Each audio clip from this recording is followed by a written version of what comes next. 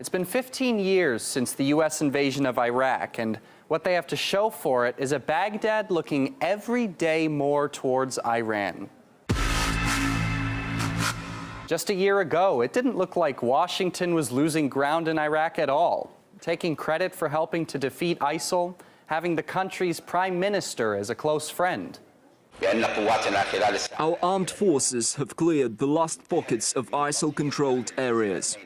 We have just absolutely decimated ISIS. Just absolutely obliterated ISIS in Iraq. Looked like a victory for the red, white, and blue. But times are a-changing. Iraq is struggling to form a government, and so far they've agreed on Sunni lawmaker Mohammed al-Halbusi for Parliament Speaker. The main thing you need to know about him is that his support comes from a pro-Iranian bloc. The man in charge even fought for Iran in its war against Iraq. It's probably easy to find out where his loyalties reside. But what about Washington's yes man, Abadi? Surely he'll seek a second term and continue business as usual, right? Wrong. He's already declared he won't touch a second term with a 10-foot pole. I do not want a second term. I don't cling to a second term. We will rotate power peacefully. And the political unrest under his administration hasn't been very encouraging. Since July, riots have ravaged the city of Basra, where the government can't even provide basic public services.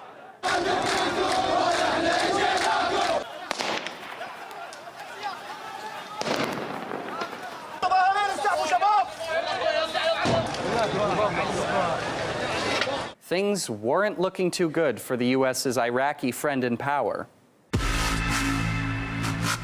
But the protesters are by no means fond of Iran either. Hundreds attacked Tehran's embassy in Basra, chanting, "Iran out," leaving an inferno in their wake. Some shifts in parliament have meant good news for Tehran, though.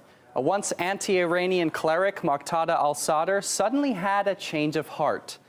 An increasingly influential figure in Iraqi politics, who initially agreed to support Abadi, is all for a government with a pro-Iran bloc now.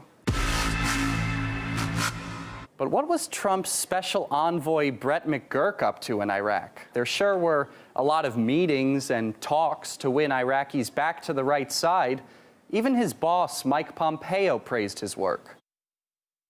Just spoke with Brett McGurk, who's on the ground in Baghdad representing me and POTUS, doing a great job. Forming a strong Iraqi government on national basis is essential to the enduring defeat of ISIS. Except he didn't do that great of a job, as you can see. The score's still 2-3, Iran. Middle East expert Paul Haru believes Iran's seeking any potential support to combat the U.S. sanctions. Iraqi government basically has access to a lot of the rest of the world's markets in a way that Iran doesn't have. And this puts Iraq and the United States in a really difficult situation where, Iraq, has been an ally of the United States, for a number of years. But Iran is now seeking to gain more influence in the region. The Iranian government is looking for any number of allies it can muster in order to basically work its way around the sanctions that the U.S. has reimposed after the Joint Comprehensive Plan of Agreement was the United States withdrew from that. But this is a big victory strategically for Iran to have both the president and the prime minister being supportive of the Iranian government.